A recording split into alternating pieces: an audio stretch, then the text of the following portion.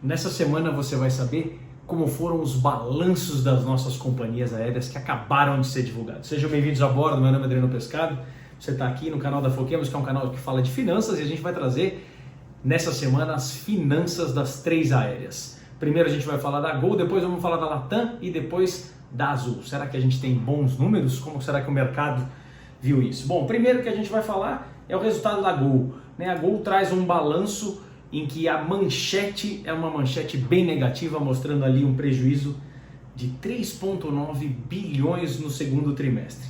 Nesse dia, as ações da Gol, que já caíram muito aí no ano, a Gol está sendo negociada aí por volta de R$1, caíram 7% após a divulgação do balanço. Eles mostram lá esse 3,9 bi, mostram depois um prejuízo ajustado de 1,05 bilhões, com perda de receita, ou seja, são notícias aí que a gente vai colocar alguns pontos, mas foram notícias bastante ruins para a empresa.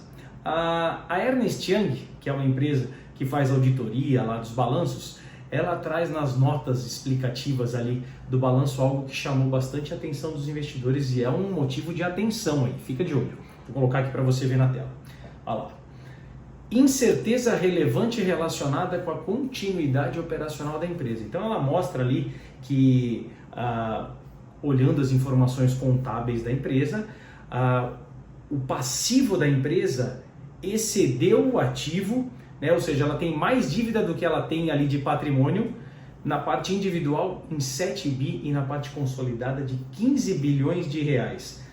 Fala que em janeiro a empresa entrou lá no Chapter 11 para pedir, né, uma reorganização dessas dívidas e olha essa parte que é importante, conforme apresentado na nota explicativa 1.2, esses eventos ou condições juntamente com outros assuntos indicam a existência de incerteza significativa que pode levantar dúvida significativa quanto à capacidade de continuidade operacional da companhia. É uma frase bastante forte e que chama a atenção nossa. Curiosidade, antes de mostrar o balanço para vocês. Quantas ações você acha que o CEO da companhia, que é o Celso, tem de ações da Gol? Lembrar que a Gol valia R$9 ali na virada do ano e agora ela está valendo R$1. Vou colocar o número para você. Esse é um número público divulgado aqui pela CVM e mostra que o Celso tem 427 mil ações da Gol. Então ele já está sentindo na pele e ninguém mais do que ele, que tem aí, a gente chama de skin in the game, né? Ele já tem a pele em jogo, a pele em risco, tem interesse também que a empresa se recupere. Vamos lá. Vamos começar então agora com o balanço da Gol. A gente vai mostrar um pouquinho do que eles trouxeram. Então nesse primeiro slide mostra aqui a parte de assentos, né? Aqui esse ASK diminuiu um pouco a oferta, a Gol está voando com menos aviões, tem menos decolagens acontecendo. A receita também diminuiu, o importante é ver que essa receita não caiu proporcional ao número de assentos, né? Então a empresa está conseguindo passar um pouquinho aí desse resultado para a parte de receita. E um dado desse daqui que é bem positivo é com relação à taxa de ocupação. Olha, a Gol sai de 76 no ano passado para mais de 80 nesse ano, um número bem positivo. Notícias de bastidores, amigos aviadores aqui da Gol nos disseram que a Gol voltou a contratar, então ela está contratando aí copilotos e que vários dos copilotos estão sendo promovidos a comandante, uma ótima notícia aí para o público de aviadores. Com relação ao Code Share, eu quero trazer essa notícia. A Gol mostra que ela fez o seu 16º acordo de Code Share. Ela tinha feito um com a Azul, que a gente comunicou aqui vocês, que era aquele que ela não poderia, que eram rotas exclusivas, né? Onde não havia sobreposição dos voos, ela fez esse Code Share com a Azul. E agora ela fez com a South African Airways. Então, mais um Code Share para a Azul, notícia positiva. Parte de voos novos. Então, ela anunciou 2 novas rotas ali internacionais. A primeira é a Costa Rica, essa Costa Rica aqui que é o San José, começa em novembro, e Aruba, né, que vem para alta temporada ali em dezembro. 2 rotas que a Gol está voltando é o Fortaleza Orlando, que ele voltou já em junho, e no final do ano vai ter o Brasília Cancún. Vamos para mais números do balanço. Frota operacional da Gol, que no segundo trimestre de 2023 era de 115 aeronaves, hoje voando tem 103, aí é uma queda aí de 10%, o que diminuiu também obviamente, o número de decolagens por volta de 10%. Números positivos a gente traz com relação a Smiles, né, que é o programa de fidelidade.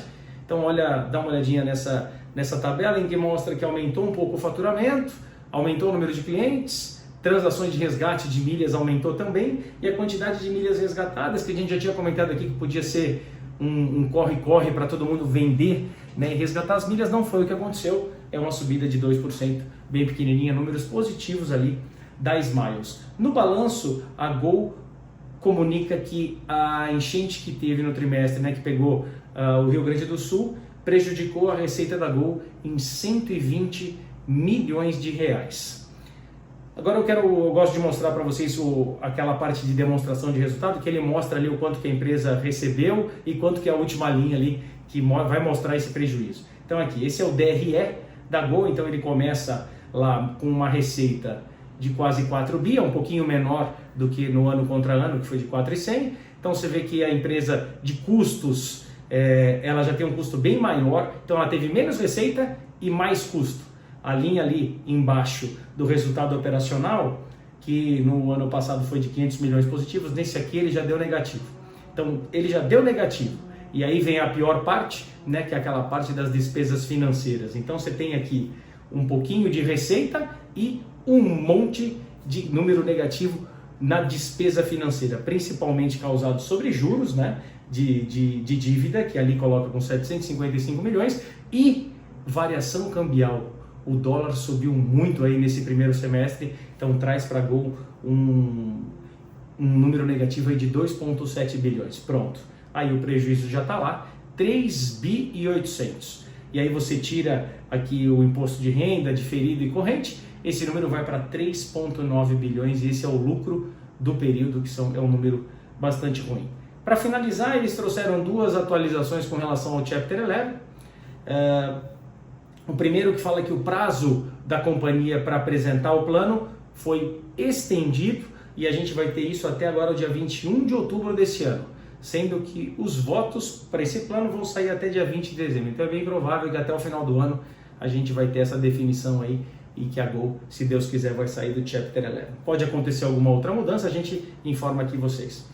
Uma outra notícia é que agora, já em agosto, a Corte aprovou uma negociação com o Santander, com o Banco do Brasil e com o Bradesco, o que garantiu para eles ali uma linha, né, de crédito para a cessão de recebíveis. São essas as informações da Gol. Vamos passar agora então a falar sobre a Latam. Antes de mostrar para vocês o balanço, a gente teve uma surpresa com uma troca de cadeiras ali na diretoria. O senhor, vou colocar aqui para você, o senhor Ramiro Alfonsin, né, que é o diretor financeiro da Latam aí por mais de 8 anos, ele vai sair da diretoria financeira e passar a fazer parte agora, vai ser o diretor comercial. Isso vai acontecer em novembro, eles dizem ainda que não tem escolhido o diretor financeiro, o Pescadão aqui já vai mandar o currículo para a Latam de novo, vai que eles nos descobrem por aqui, né, e a gente tem uma chance. Então, não está escolhido ainda o sucessor do Alfonsin, mas teremos aí novidades até o final do ano. Primeira coisa, então, para a gente mostrar o headline, né, que é a notícia da apresentação de resultados da Latam, mostra o seguinte: ela reporta um lucro líquido de 146 milhões de dólares no segundo trimestre. Então, o que causou ali foi margem saudável e crescimento. A gente vê que no semestre, né, no primeiro trimestre, a gente já tinha tido um lucro ali de acima de 250 milhões, então a gente tem um acúmulo já de 400 milhões de dólares de lucro nesse ano.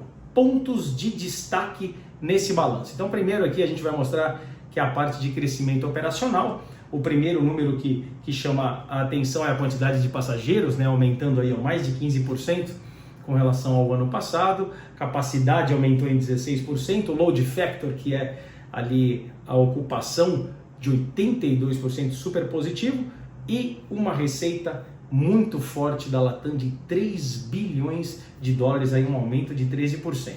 Na parte financeira, uma performance também super positiva, Latam decolando com geração de caixa. Esse talvez seja o número, esse último item aqui que ele fala de cash generation.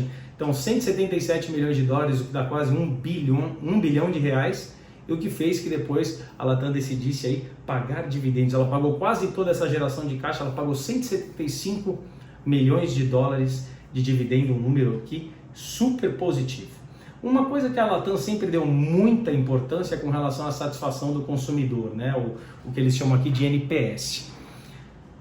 Esse quadro mostra que os passageiros que não são os premiums, os passageiros comuns, com 54 pontos, e nos premiums 59 pontos são os maiores níveis, né, que a Latam já conseguiu na preferência do consumidor, números positivos. E a última que eles colocam ali como as partes principais é que foi feito, a gente já comentou no outro vídeo, que eles voltaram a listar as suas ações na Bolsa de Nova York, que chama NYSE, né, que está aí, ó, New York Stock Exchange. Então eram 4 anos que as ações não tinham parado de ser listadas e elas voltam agora acompanhadas de uma oferta no mercado secundário de 19 milhões de ADR, são novas ações, são mais gente aí colocando dinheiro para aumentar a liquidez da companhia. A gente teve pessoas nos procurando, Pescada, eu quero logo quando a ação da Latam voltar, que eu quero estar presente, eu vejo que a Latam está indo muito bem. As ações da Latam voltaram para a Bolsa de Nova York alguns dias, aí, algumas semanas, e elas voltaram a 24 dólares. Uma notícia para os senhores, elas continuam 24 dólares, então você não perdeu ainda nenhuma oportunidade da sua vida. Então as ações estão lá, se você tiver interesse, aqui não é indicação de investimento, mas aqueles que querem ter ações da Latam, conta no exterior, consegue comprar lá e elas estão sendo negociadas a 24 dólares. Vamos mostrar uma coisa que eu gosto muito, que são gráficos agora e números, né? O primeiro que a gente vai trazer aqui mostra a quantidade de assentos que vem aumentando, né? A Latam cada vez oferecendo mais voos, mais assentos, chegando aí a 148 aqui nesse segundo quarto, vai crescer até o final do ano, ó, até 158. E aí junto com o crescimento de assentos vem o crescimento de receita. Olha lá, que sai de 10 no ano passado para 12,7 agora, aumentando bastante a receita. Outro ponto que a Latam gosta de mostrar na sua apresentação de resultados é o market share dela na América do Sul. Esse é o gráfico. Então a Latam tem 5 mercados, né? Chile, Brasil, Peru, Colômbia e Equador. Em 4 deles ela aumentou participação. Só na Colômbia que não. Na Colômbia ela já é a segunda colocada e ela perdeu de 33 para 28. A Latam deve estar de olhos abertos aí para conseguir recuperar mercado na Colômbia. No outro, todos a gente teve crescimento. Crescimento no Chile também foi bem grande, né? Ela já tem 57, subiu 5 pontos, foi para 62%. A Latam faz um breve comentário com relação aos prejuízos das enchentes no Rio Grande do Sul, dizendo que o prejuízo foi de 25 milhões de dólares, que dá mais ou menos 135 milhões, um pouco superior ao da Gol que a gente falou agora, de 100 milhões de reais. A gente teve o lançamento de um novo voo numa rota internacional nesse trimestre, que é a nova rota Santiago-Orlando. Outro quadro interessante de mostrar da Latam é com relação à ocupação. E nesse daqui, a gente vê que a Latam conseguiu nesse trimestre algo muito bacana, que é, ela aumentou, né, o número de assentos ali, tanto no consolidado, que é todo mundo junto, na parte Brasil, na parte da América do Sul, fora o Brasil, e na parte internacional, tudo cresceu. Mas, além de crescer o número de assentos ofertados, ela cresceu a ocupação. Dá uma olhada, sendo destaque ali o Brasil. O Brasil saiu de 77 para 79,8, aumentou 2,5 pontos percentuais. É um crescimento super bacana da Latam. O que a gente falou no começo foi com relação à geração de caixa, né, em que eu disse que a empresa pagou até dividendos, e aqui mostra aqui nesse gráfico como foi essa evolução do fluxo de caixa. Então ela começa aí com 1,8 bi, tem um número positivo de 855, né, de fluxo de caixa, e aí ela vem com os gastos de manutenção, de crescimento, de investimento, de pagamento de juros, de financeiro, e acaba com 177 milhões, dos quais 175, como eu tinha comentado aqui, foram pagos em dividendos. Então ela está super saudável. Por último, a gente quer mostrar a pizza, né? Depois dessa emissão das novas ações que a Latam fez, ela ficou com essa pizza aqui, a divisão dos seus acionistas. Então a gente tem a Delta continua com 10, Qatar com 10, o Grupo Coeto com 5, e aqui 2 fundos grandes, que é esse Sixth Street de 24%, o Strategic Value Partners com 14%. Então as duas ali com 40, mais 25 desse outro grupo de baixo, o que deixa para o mercado 36% ali de free float, que a gente chama, são as ações que podem ser negociadas no mercado. Um dado que a Latam publica, e é só ela que publica isso, são as posições de proteção com relação ao combustível.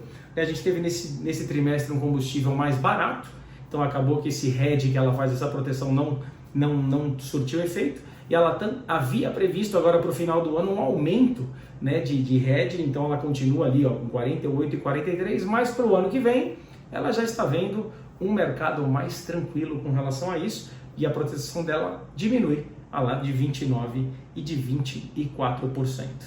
Vamos falar de frota? Frota. Nesse trimestre a gente teve a chegada de 5 A321 Neo que vieram aqui nesse trimestre. Então esse é o quadro da frota. A gente vê uma frota aumentando a família Neo, né, tanto em 2024 para 2025 e 2026, e diminuindo a família Cell, que são os mais antigos. Então a Latam ali renovando realmente a sua frota, aumentando também a frota internacional com os 87, né, o 37 agora, 39 no ano que vem e 41 no outro, chegando 2 aí por ano. E a parte de carga ela diminui de 21 para 19, mas no frigir dos ovos aí, como você coloca ali embaixo, total da frota, ela vê crescimento tanto de 23 para 24, de 24 para 25 e 25 para 26. Melhor impossível. Vamos agora então partir para a última, falar da Azul. Meus amigos, as ações da Azul caíram 12% no dia de divulgação do balanço, O que será que aconteceu? Quero que você acompanhe aqui com a gente. Nesse ano a gente já vê as ações da Azul sofrendo muito também, não tanto quanto a da Gol, né, depois do Chapter 11, mas assim, as ações da Azul, que por muitos vistas aí como de repente uma opção, quando a Gol entrou no Chapter 11 como uma opção de investimento, quem teve essa ideia já está amargando 50% aí de prejuízo. Esse é o gráfico que eu quero trazer. Então você vê essa queda da Azul de 12% no dia, você não consegue nem ver o dia, né? Porque tem bastante queda, né? Então a ação vem lá de R$16 para estar negociada agora nessa semana aqui a R$7. Então vem performando muito mal realmente as ações da Azul. A divulgação, né, o headline da notícia do balanço é um prejuízo de 3,8 bilhões, né? A Gol foi 3,9 e a Azul foi 3,8 bilhões de reais. Então a gente vai começar aqui com a apresentação. Eles começam com um slide falando aqui dos pontos positivos, né, de destaques, falando de notícia boa, de uma receita muito boa, um EBITDA positivo, o RASC, o CASC ali, né, o custo e a receita, o custo diminuindo um pouquinho, que é um número positivo, e um EBIT positivo, né, que é um lucro ali operacional positivo. Depois a gente vai mostrar para você direitinho aqueles números, como que isso vai ficar no final, onde aparece, né, esses 3 bilhões aí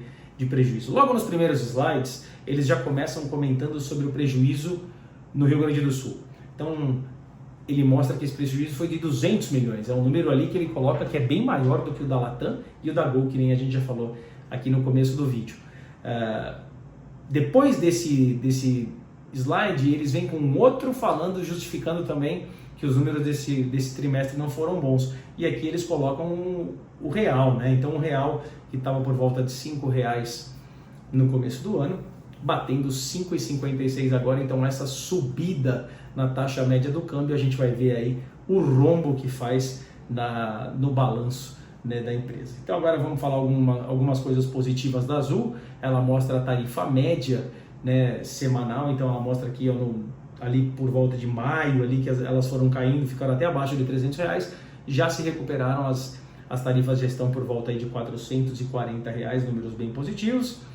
E aí mostra a comparação dela nos anos, né? Essa aqui são nos últimos meses, mas nos anos mostra que o câmbio, quando estava ali embaixo a 3, era 370 mais ou menos a tarifa média da Azul. E agora a gente já está com quase 600, né, a tarifa média da Azul, com o dólar acima de 5. Então elas mostrando ali que a tarifa compensou essa desvalorização que a gente teve na nossa moeda. Eles anunciam um novo plano, né, um plano chamado Eleva, em que eles querem aumentar, eles propõem o aumento de receita de mais de R$1 bilhão.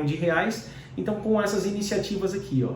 Então, a parte de parcerias, já teve essa parceria com a Gol que já foi feita, algumas receitas auxiliares falando de compras a bordo, de Wi-Fi, unidades de negócio e o aumento ali dos voos internacionais. A Azul estava operando com 2,330 e eles estão prevendo a chegada de mais 4.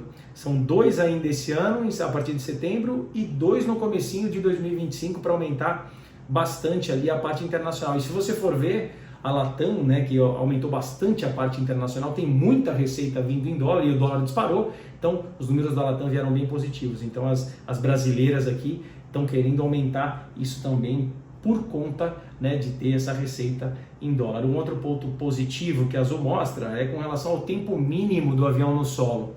Então eles estão utilizando melhor as aeronaves, né? Em 2023 a média foi de 10 horas por dia e esse número nesse ano aqui, no segundo trimestre, já é de 11,3, é um aumento ali de 13%.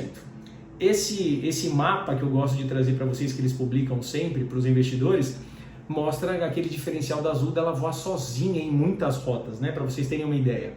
Ó, nesse gráfico aqui a gente está mostrando 84% das rotas domésticas. No trimestre passado era 82%. Então a Azul continua investindo, né, em rotas para voar sozinha e isso tem realmente funcionado. Pescada, onde está o prejuízo? Né? Onde que está o prejuízo da Azul? Primeira coisa, o que eles comentam ali nas linhas pequenas do balanço, ele mostra a variação de patrimônio líquido. Né? O que é o patrimônio líquido? Patrimônio líquido é um número ali contábil em que você é uma equação que você tem os seus ativos, né, que são os seus bens, seus prédios, seus aviões próprios, seus investimentos, dinheiro em conta, menos os passivos, que é tudo que a empresa deve. Então, o patrimônio líquido da Azul, vou trazer para você aqui o gráfico. O gráfico não, a descrição, né? Então, dá uma olhada. O patrimônio líquido da Azul vem piorando, ele já é negativo, ou seja, as dívidas já são maiores do que ela tem de dinheiro, do que ela tem de patrimônio, eram 21 bilhões negativos em dezembro. Esse número agora está em 26 bilhões, então você vê que cada vez vai ficando, a onda vai ficando maior e ela vai ficando com um patrimônio líquido mais negativo. Essa parte de cima, que é o capital circulante, também é um número negativo, que eles justificam por conta do dólar, né, da desvalorização do real, foi aí de 15% no ano, e algo bem pequenininho escrito que eles postergaram o pagamento de fornecedor. Então aí eles acabam deixando esse número ainda mais negativo, que ele era de 9 bi e agora já está em 12,5 capital circulante líquido. Aquele agora eu vou mostrar para vocês o DRE, um pedacinho ali do demonstrativo, né, de resultado, que vai mostrar para vocês da onde está esse prejuízo todo da Azul, né? Então, olha lá, a gente teve as receitas, ó, vamos começar ali por cima de transporte, mais outras receitas, com 4 bi 100, um pouquinho menor do que no ano anterior. Os custos de 3.400, então a Azul está lá, um lucro bruto de 750. Tem as suas despesas comerciais, administrativas. Esse número traz um lucro operacional para a empresa de 441 milhões. Então, teve lucro operacional, o que a Gol já não teve. Então, nesse trimestre aqui mostra esse lucro positivo, só que agora olha o que ferra. A despesa financeira, né, que ela tem de dívida para pagar, então é 1,3 bi, já ficaria negativo, e aí agora essa variação cambial colossal de mais 3 bilhões de reais com essa flutuação aí da nossa moeda, faz com que o resultado financeiro da Azul seja de 4,2 negativo, né, 4,2 bilhões de reais, e que, descontando lá o imposto de renda, o lucro líquido no período foi de 3,8 bilhões, um número muito ruim. Manu, nada fácil, muito difícil, realmente uma situação bastante complicada, números muito ruins, mas vamos torcer aí para que essa situação melhore e a gente vê o que vem estar pronto e forte para o que vem pela frente. Tá livre? Tá livre um? Vamos girar um então, Manu. Sinal à esquerda, obrigado. Até a próxima, a gente se vê em breve. Tchau, tchau.